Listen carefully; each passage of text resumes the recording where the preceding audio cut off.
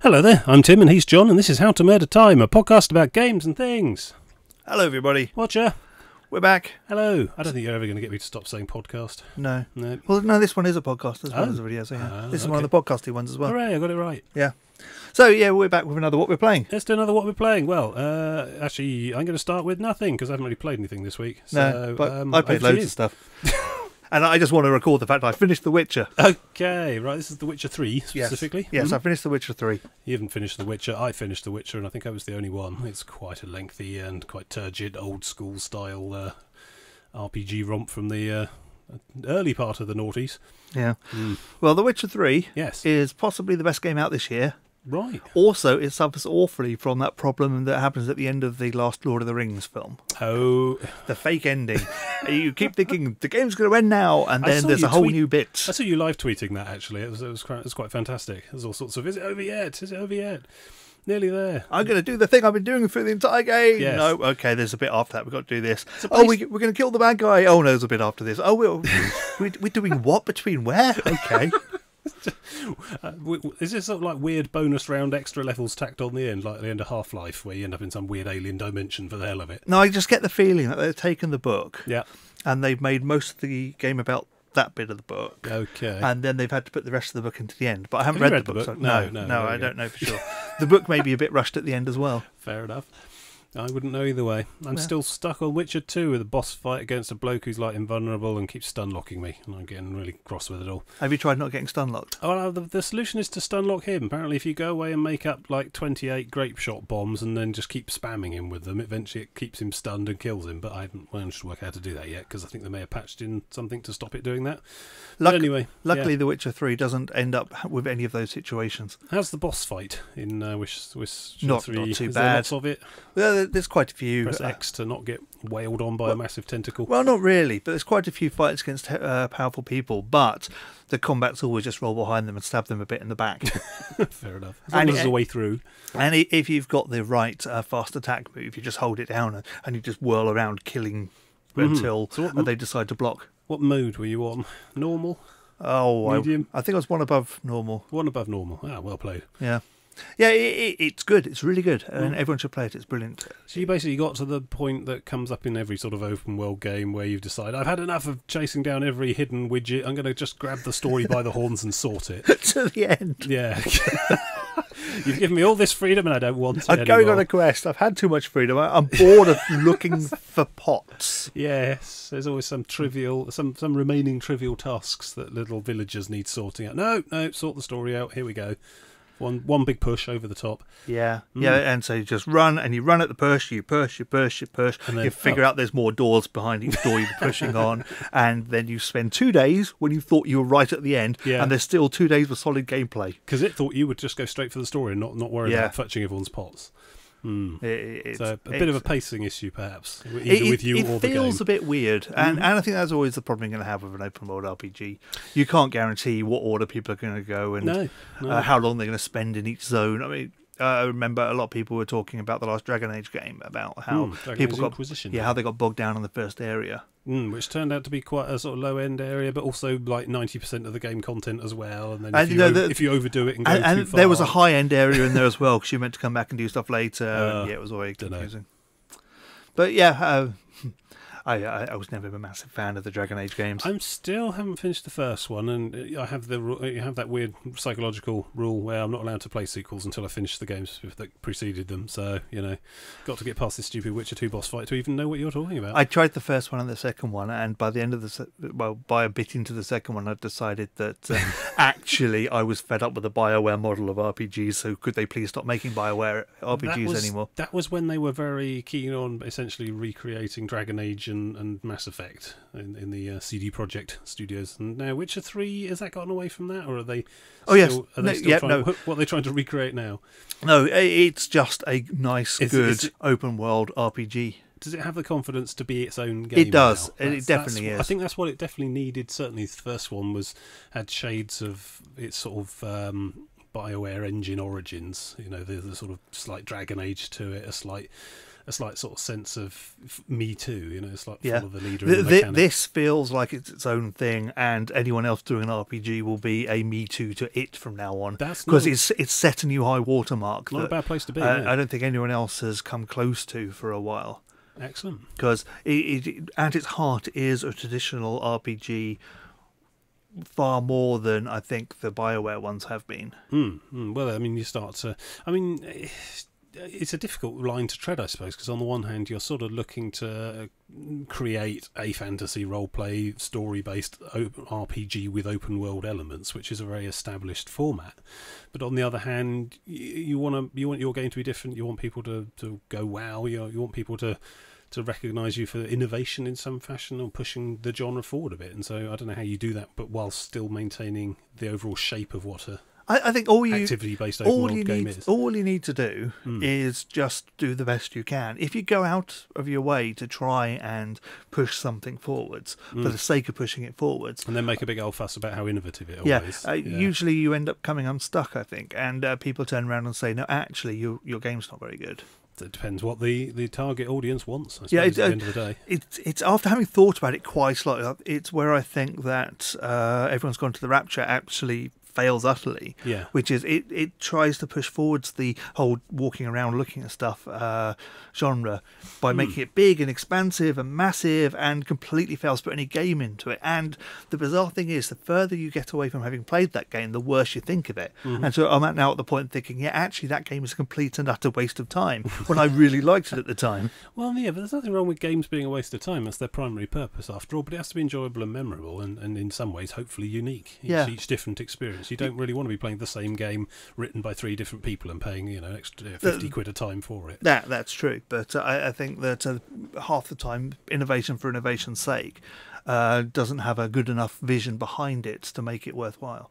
You still have to have a good game behind there and have it fun. Change for its own sake, Yeah. Just so that you don't appear to be Me Too. Yeah, Which so can be a bad thing as well, trying too hard not to be the same as so everyone else. you can look at The Witcher 3 as just a Me Too to every other RPG ever, but it just so happens to do it better than anyone else It has. certainly seems to be the latest and greatest of that style of thing, that genre, I suppose. And Dragon Age Inquisition preceding it, I guess, and presumably there'll be some Skyrim sort of Elder Scrolls thing coming at some point. Oh, well, eventually. There is the debate as to whether or not an Elder Scrolls game could ever actually take the pinnacle of anything anymore. Well, yeah. They do the lone walking around the wilderness thing very well, but then I'm pretty sure I remember seeing some stuff on, might be Massively Overpowered or something like that, where they were basically saying that they're quite committed to just pushing Elder Scrolls Online forward now. Yeah. I mean, I don't believe for a minute that there's never going to be a proper Elder Scrolls there game will be ever another again, one. but I think they'd be quite stupid to say, yeah, we're working on one of those now, when actually they want everyone to go and look at the Elder Scrolls Online, please. The problem the Elder Scrolls games have, of course, is that I've always enjoyed them, but every game's gone downhill from Morrowind. Yeah? Yeah. Oblivion wasn't as good. Skyrim isn't actually as good. Yeah, I can see what you mean. Yeah. I mean, Morrowind certainly had a certain old school difficulty to it that's certainly not there anymore. But also, it had a more interesting world. The world design was better, I think. Yeah. Have you ever played? Oh, I must get around to getting. Oh, it's not Dragonborn. It's the other one. There's one of the DLCs for Skyrim takes you back to a bit of Morrowind. I think I've got it, but I've never got around to playing it. Oh, right, fair enough. I guess that might sort of bring back some of the nostalgia somewhat, but possibly. I need to get around to getting them, I think. Yeah, that's the problem that Skyrim had. It was just it all felt like it was snow and mountains. Well, it's sort of. It wasn't a quirk of the sort of design of that world. That's the particular part of the world they're in. There's like there's backstory and off-screen references to desert kingdoms and so on as well. Because there's a point in The Witcher 3 when you go through an island which is snowy and Norse. Okay. And you're thinking, oh, this is such a better Skyrim than Skyrim. It looks better. It feels better. Well, Skyrim's a fairly old game by modern standards, I suppose. It's the advancing technology. The other problem is that engine that they use for Skyrim is the same engine they've used for everything going back, so the rocks all look the same. They've all got that same look. Because it's the same engine, that does allow modding to update and refresh things like Morrowind, though, which is a nice touch. Yeah, but also The Witcher has modding and... well, it's got limited modding, but people are breaking free of the limited modding and doing proper modding now. Proper modding, right. Yeah, because once you let somebody in, you can't keep them out. So yeah, The Witcher's brilliant, and I really like it, and I think you should play it at some stage. Yeah, well, when I complete Witcher 2, I shall be right there.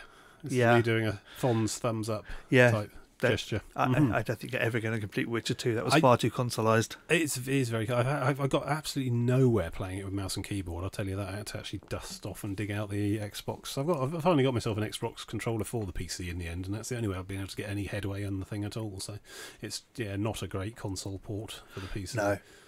Apparently there are mods that sort that out. I'll have to look into it all. But yeah. Yeah, there's mods for everything nowadays. Because nobody can leave well enough alone. They have to make stuff better. Benefiting mankind in the process, selfishly. So do you think the story in Witcher 3 works well? Because this is always the problem, and you mentioned Skyrim, whose story I thought was a bit... I think it's the best they could have done given the nature of the world and the product and the game. It was very predictable. The idea of how do you integrate a meaningful, interesting RPG story about heroes and ancient evils and all the rest of it into an open world where you're also allowed to just go away and dabble looking for pots whenever you like and come back whenever you like, you know?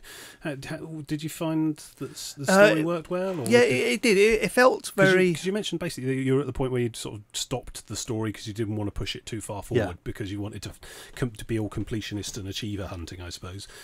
How did that sort of integration work? Well, you spend an awful lot of the time trying to find somebody, and Okay. it turns out that somebody's somewhere quite safe and out of the way, so there's no real rush to find them. This is the problem. This is where something like, I don't suppose anyone would describe any of the Mass Effect games as particularly open world. Yeah, you got the planetary explore, look for minerals bit, but mostly it's go to planet, go to planet, go to planet, and they act as a series of chapters in a particular... Yeah, you can just play the chapters in different order. ripping Yeah. yarn, yeah. And sometimes you can go to planets in different orders, which companion mission do we want to do first, but ultimately you're going to do them all, and that's the story as a whole. Which it's the sort of choice between the freedom of going and doing what you want, the sandboxy of it all, versus an interesting and compelling narrative. Yeah, I think... Always I don't know, I find it hard to find games that marry the two together particularly well. Yeah, well, There's always one or the other. in this case, doing stuff early on pays off later on. Okay. And I think if they had made that more obvious Mm-hmm. that was going to come, it wouldn't feel quite so bad about messing around with people earlier on. So actions have consequence and do change the world, which is something people often complain about MMO stories about. Yeah. There's no way I'm going to change anything here. Why bother? Why care? Why even read the plot text? The Yeah, questions. the way certain events play out depends, change depending on what you've done, he says in a very vague way, and how people feel of you, about you at that stage. So, but it really doesn't signpost that well enough. And thinking about it, oh yes, obviously something like that was going to happen, but for some reason I didn't think of it at the time until it was to the point where I could go trigger this thing, but I should go sort out these other missions first to make sure that the right things happen. And I did those in the wrong way, so that's going to be a problem. Okay, fair enough. I got a bad ending. Would you say you were role playing as you played through? Yeah, I know you're not online or chatting with other people or whatever, but in your own mind, were you Geralt, or were you just collecting shinies and incrementing? I was every bit of the character of Geralt as he is written. He's quite the grim, taciturn omni-hero, yes, but he is generic in the extreme. Generic and brooding. Fair enough. Did you find yourself doing things that didn't particularly give you points or quest rewards? And also, did you care about the people in the world? I found myself doing the moral thing in more than one occasion, even if it did get me told off for it. Yeah. So, because that's you save somebody and then they moan about it afterwards. Pretty much since like the 90s, these things have been called role-playing games, and I've just wondered. I find I'm often sort of meta-game my way through these things. Often I'm just playing the jumpy puzzle, playing the shooty puzzle, just playing the quick time sword play or whatever, and not really thinking about the world as a real thing. And I suppose that's true of many people who play this stuff. I'm just wondering how much of a draw or emotional appeal do these games have? The emotional to care? appeal would always be for the other characters, because you're never going to have it for a two-dimensional character like Geralt. It's very difficult to create a protagonist in a third-person role-playing game who is supposed to be you in any real sense, because you want somebody to project upon, not be dictated. They almost have to be a blank slate, I suppose. Yeah, it's very hard to put any particular character. I don't know. It can be done well. I particularly found myself warming to the character of Ezio in Assassin's Creed 2, who was quite clearly his own man and not really just a sort of blank slate for me jumping about rooftops. But that was almost all entirely done through cutscenes. And you were playing Desmond, who was playing him. Well, theoretically, and I was Desmond, yes. is Desmond, I didn't Desmond give a toss about. Desmond is he makes mannequins look interesting. Interesting, yeah. So perhaps doing it all at a remove. So effectively, Ezio, even though you were the one controlling him and leaping out rooftops, was another character from yourself anyway. Desmond was supposed to be you. Yeah, interesting. Wow. Maybe Assassin's Creed actually has the most clever game design ever. Much cleverer than we all thought, probably. It's quite possible. Yeah. Yeah. So yeah, no, everyone should buy it. It's a really good game and Cool. quite fun. Yeah. Looking forward to it. It just will eat up 50 to 100 hours of your life. And the paid DLC isn't even out yet. Oh, Although wow. I'm now curious as to where You're nowhere near finished, no. Yeah, I'm curious as to where the paid DLC is going to go, because it leaves it in next will be a sequel territory. Okay, big cliffhanger at the end to be continued. Well, no, everything's in a certain state, Yeah. which if they go back on that state, it's going to be tricky. A reboot if it suits them. I mean, Well, no, they could go back on it in the next game, but if they just go back on the massive conclusions of the game for a 2-hour DLC, that's going to be most depressingly boring. Quite a waste. Yeah. Fair enough. Yeah, so that's The Witcher. Cool. Right. I didn't really play much this week, so back to you again. Okay, I'm going to talk about Volume, Okay. which is the latest I game. think I saw one of those annoying pop-up boxes on Steam when I closed a game going on about it. It's the latest game by Mike Bithell, Okay. who is on everything. Right. Wherever you turn, there's Mike What's Bithell. he done that I know? Thomas Was Alone. Okay. What else has he done that I might know? Okay, Yeah. good. Right. No, there's nothing else. This is a game which is basically a high-tech in cyberspace, he said, using something that no one's used for the last 20 years. Cyberspace. Where did Robin Hood. cyberspace go? It's Robin Hood. So you're Loxley, a guy who's discovered a device to get into this AI training program, which is being run by bad guys. Evil Faces Corporation. Yeah, basically. And it basically turns into a puzzle. It's 100 levels of puzzles, basically. It's a puzzle game where each level's very, very short. And it's just basically a stealth game which doesn't have any of the pretense that, yes, okay, this guy's view cone is only this. That's fine, because that's the way it is. It's in a program. That's how it is. I'm reminded of that particular mission in Saints Row 3 that basically, was this 3 or 4? I can't remember which. One of them was basically how it essentially turns into a whole mockery of the Splinter Cell thing with the boss going, well, why can't I just shoot him in the head? Why do I have to shoot the light first? That sort of thing. That was mainly Metal Gear Solid. Right. Yes. So games can be a bit absurd. It avoids sometimes. all of that. So you've got stuff like noisemakers you can put down. You can flush toilets to make noise, and you're always trying to run around behind stuff while distracted people are going around it. Okay. But it's basically just a puzzle game. Yeah. It's the main hero's voice is some YouTuber. The other voices are Danny Wallace and Andy Serkis. Oh, right. Fair enough. Yeah, who are both brilliant. I've seen reviews which have said the voice acting in it's terrible. Okay, the YouTuber guy isn't particularly great, but the other two are really good. Yeah, I mean, Enslaved Odyssey to the West was mostly Andy Serkis as the monkey character there, and he was fantastic throughout. And Danny Wallace is one of your voice with an internet connections in the Assassin's Creed series for some of 2, I think. So yes, and he was very good at that. Also the voice in Thomas Was Alone. Right. Yes, but no, I have this theory that people don't understand good voice acting in games. It's got to be a different skill to proper acting. Because people are complaining that Peter Dinklage's performance in Destiny wasn't very good. And then he gets replaced by Nolan North, and they're complaining that Nolan North's performance isn't that great. Nolan North sounds like every other video game. You know what that means? It just means that the voice direction they were given is the same. And yes. Right. So the problem is not the voice actor at all, it's the director. Yeah. Yes. In that particular case, I just want to get that off my chest. Okay, that's been bugging me for a while. I heard all about that, and I can't get why they're replacing Peter Dinklage with Nolan North. Why not just add Nolan North and then make it a customizable option? I would like to have the robot sound like you or you. Because they're adding new content, so the voice would have to switch. They're not hiring Dinklage for the rest of it. They don't want to pay for Dinklage because the game's either not done as well. Dinklage doesn't want to do it anymore because all anyone did was say he was rubbish. Everyone kept calling him rubbish for it, so yeah. Or he's just too busy making Pixels 2. Whatever. Yeah. Or some other highlight of his career. Strange thing to have a big old internet argument about anyway. But then most internet arguments are quite strange, I think. They are. Volume as a game is quite good. It's Yeah. quite fun. It's very short, but it's got user-generated content. Which, Okay, so download challenge maps. From Yeah, what, you just Steam download Workshop more or of them, whatever, yeah. or wherever you get them. and it's very short. It's very quick to play. Some of them are quite tricky, but it does have that when you get a puzzle right, you think, yes, that's really good. Yeah.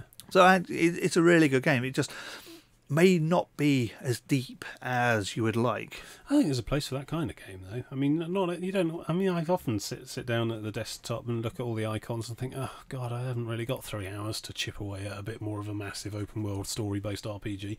I'd quite like to just bash out a level of Puzzle Quest or something. So Yeah, well, there needs to be new and interesting games in that Yeah. bracket, I think.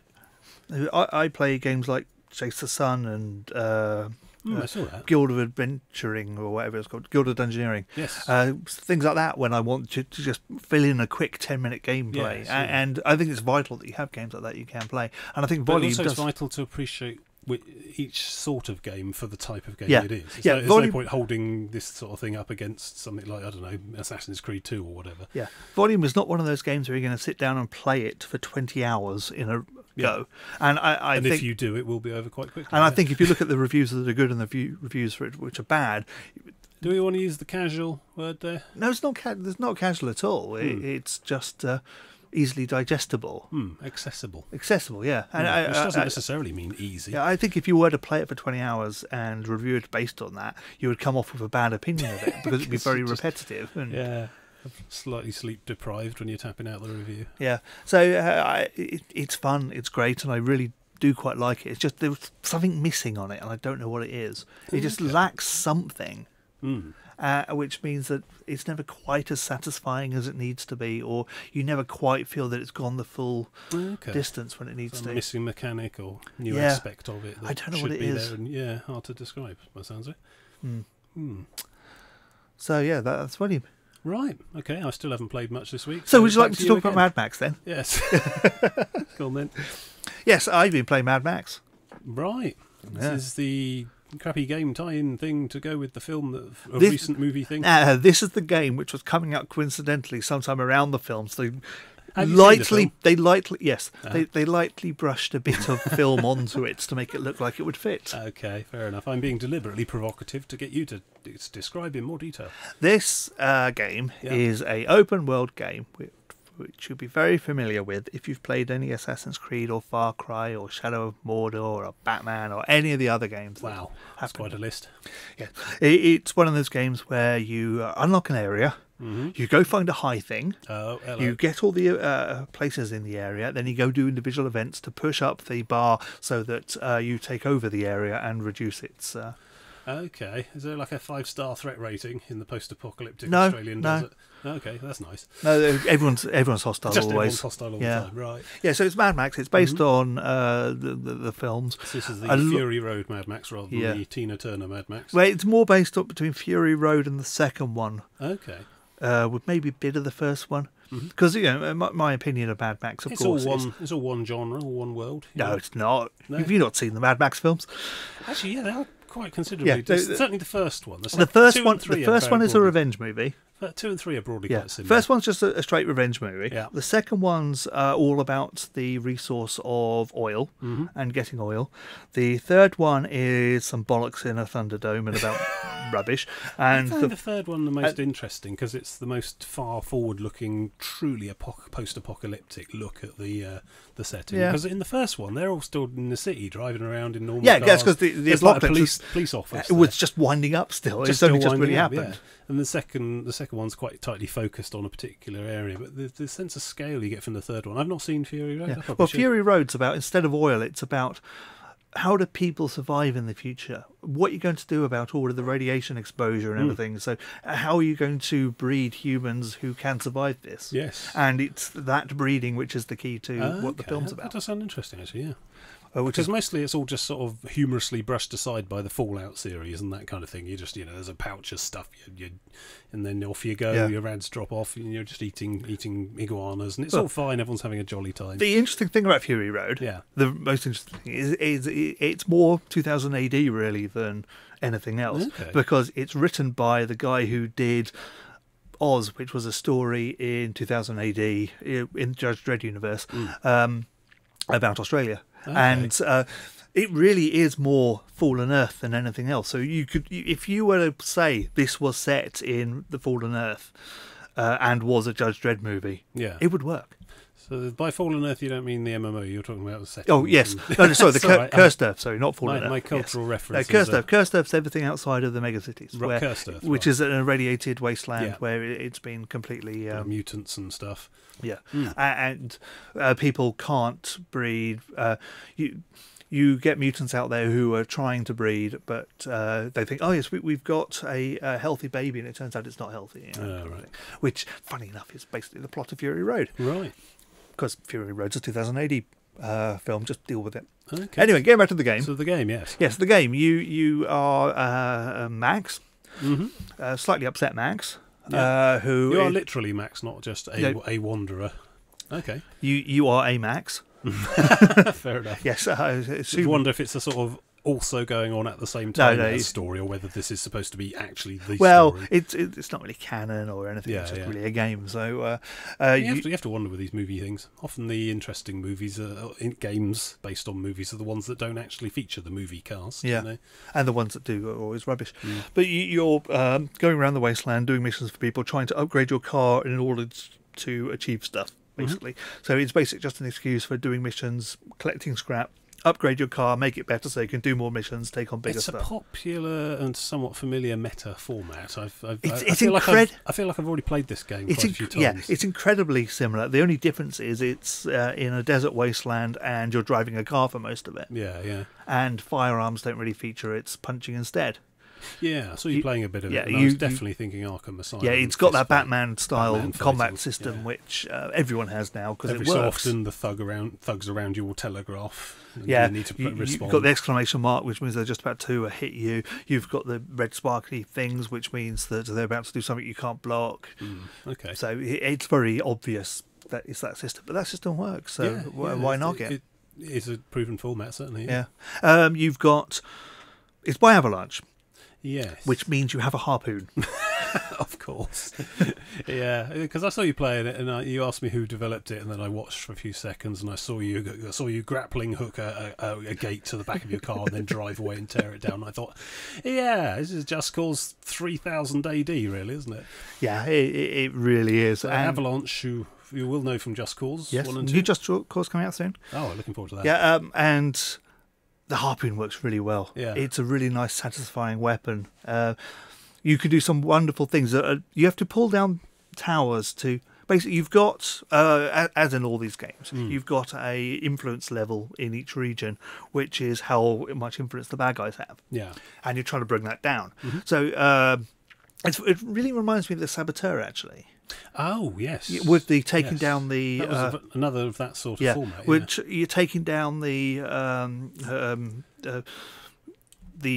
German stuff in Paris to rooftop free gun it. emplacements So and in this, sniper you've towers got and stuff. towers which are scarecrows or towers which are sniper plates, and the best way to take down most of them to start with is to just drive past it really fast, hook the harpoon gun on, and after a while you start thinking, hang on, why don't I start a jump here so I'm flying over the top of it, then harpoon it and pull it down while I'm in the air, and it starts to get quite creative.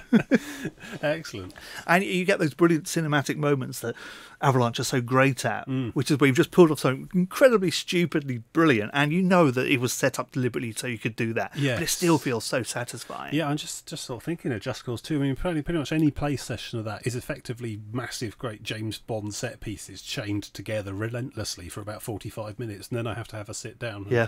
stare Yeah, at a wall for a bit. I've seen some reviews of Mad Max which says that it's a bit boring and a bit samey. Really? But it doesn't take into account the fact that it's doing the Avalanche thing where you're meant to It be is a- having fun. it is a It's not playground about for the you, game. yeah, It's yeah. about you're meant to be going out there.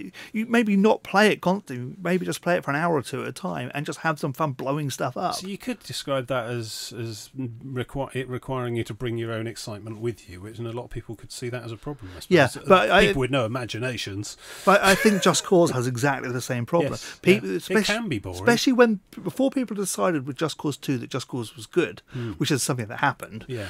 Just Cause 1 did not do that well. Just Cause 1 didn't have anywhere near the same bonkers level of crazy stunts. But going it still on had the core in there, which was the fun, and taking over villages, taking over chalet, and the people who found the the fun and really liked it is why Just Cause 2 could happen. And I think that if you are prepared to put that bit of effort, extra effort into to have fun, you just are already possessed of that childlike glee that will, turn a big old rusty iron climbing frame and some swings into a massive adventure, then this kind of extension into the computer game world, I suppose, is quite natural.